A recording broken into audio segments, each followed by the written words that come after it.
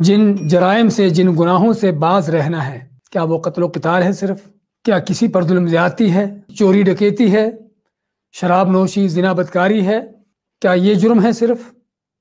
بلکہ یہاں پر ایک بہت اہم بات جاننے کی ضرورت ہے کہ اللہ کے ہاں سب سے بڑا جرم شرک ہے، اور شرک کے ساتھ ساتھ سب سے بڑا جرم جو ہے بدعت ہے۔ تو جس قدر یہ مہینہ حرمت والا ہے، اور جس قدر ایک مسلمان کو ضرورت ہے اللہ کی نافرمانیوں سے بچنے کی اس مہینے میں خاص طور پر، اسی قدر اس مہینے میں اللہ کی حدوں کو اور بڑھ کر توڑا جاتا ہے، بلکہ اللہ کے حکم کے خلاف، اللہ کے دین کے خلاف بغاوتیں کی جاتی ہیں۔ ہاں، شاید حیران ہوں کہ بغاوت کیسے ہوتی ہے۔ چوری کرنے والا چوری کرتا ہے، جرم ہے۔ زنا بدکاری کرنے والا بھی جرم کر رہا ہے، گناہ کر رہا ہے، اور کبیرہ گناہ ہے۔ سود خور بھی سود کا معاملہ کر کے کبیرہ گناہ، بلکہ اللہ اس کے رسول کے خلاف جنگ کا اعلان کر رہا ہے۔ اور اسی طرح سے مختلف طرح کے جو کبیرہ گناہ ہیں یا عام گناہ ہیں، وہ گناہ ہیں ضرور، لیکن بدعت کا گناہ جو ہے یا بدعت کا جرم جو ہے وہ ان تمام جرائم سے بڑھ کر ہے۔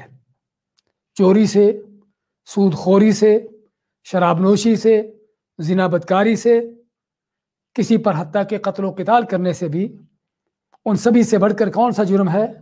وہ بدعت کا جرم ہے۔ پوچھے کہ بدعت کا جرم کیوں بڑا ہے؟ اس کا جواب یہ ہے کہ کسی بھی ملک کے قانون، اس کی پابندی کرنا ضروری ہوتی ہے ہر انسان کے لیے جو اس ملک میں رہنے والا ہے۔ جو اس قانون کو توڑتا ہے اس کو سزا ملتی ہے، کوئی جرمانہ فائن ہوتا ہے، لیکن یہ عام جرائم ہیں، عام ملک کے قانون جو ہے اس کی خلاف ورزی کرنا ہے۔ اس میں بعض اوقات بڑی سے بڑی سزا ہو تو کسی کو قتل بھی کر دیا جاتا ہے، ورنہ عموماً کوئی جیل یا کوئی مالی جرمانہ یا کوئی اس طرح کی سزا دی جاتی ہے۔ لیکن ایک وہ جرم ہے کہ جو جرم ناقابل معافی ہوتا ہے، اور اس میں کسی طرح کی رواداری کرنا، کسی طرح کی اس میں معافی سے کام لینا، درگزر سے کام لینے کی گنجائش نہیں ہوتی۔ اور وہ جرم کیا ہے؟ کہ جو ملک کے قانون کے خلاف بغاوت ہے۔ بغاوت میں کیا ہے کہ جب ملک کے قانون کے خلاف کو دوسرا قانون لایا جاتا ہے، ملک کے دستور کے خلاف کو دوسرا دستور کھڑا کیا جاتا ہے، اور ملک کے آئین جو ہے اس کے خلاف کو دوسرا آئین کھڑا کیا جاتا ہے۔ ہاں، یہ وہ جرم ہے کہ جسے بغاوت کا نام دیا جاتا ہے اور سرکشی کا نام دیا جاتا ہے۔ تو ایسے باغیوں، سرکشوں کے لیے کوئی گنجائش نہیں ہوتی کہ ان کے اوپر کوئی رحم کیا جائے، ان کے ساتھ کسی طرح کا کوئی رواداری کا معاملہ کیا جائے، بلکہ عموماً ایسے باغیوں کو سخت سے سخت سزا دی جاتی ہے جو قتل سے کم نہیں ہوتی۔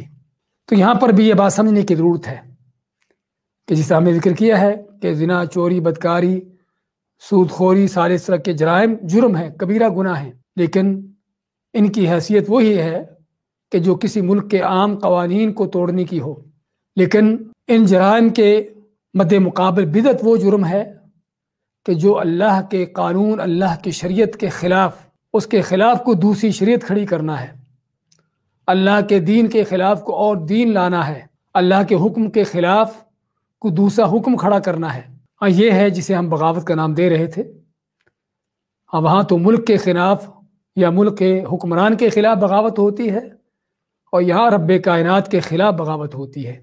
اس بات کو اکثر و بیشتر نہ سمجھنے کی وجہ سے ہی بہت سے لوگ زنا نہیں کریں گے بھی بڑا جرم ہے، شراب پینے سے بچیں گے کہ بہت بڑا کبیرہ گناہ ہے، سود بھی یہ تو اللہ کے اس کے رسول کے خلاف جنگ ہے، کیسے کیا جائے۔